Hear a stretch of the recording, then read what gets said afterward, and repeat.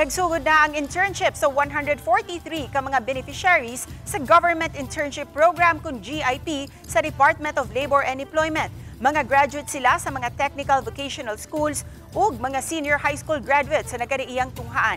Niatong Miyerkules sa buntag, mipirma og Memorandum of Agreement ang mga regional directors sa nagkariiyang government agencies nga magsilbi unyang employers sa naasuyng mga interns. Sulod sa unom ka buwan nilang pagpaubo sa Government Internship Program, magdawat sila og tag 501 pesos matag adlaw nga suhulan.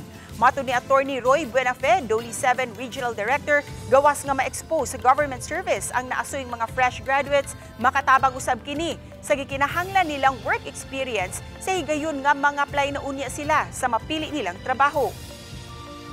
Ang importante lang yun ani is makita nila, no, doon na sila experience. Unya kung ganahan sila mo trabaho gobyerno, then our government agency partners are encouraged also to give them slots, no, tagaan sila opportunity base niya o makasulod either job order or else plantilla positions yun.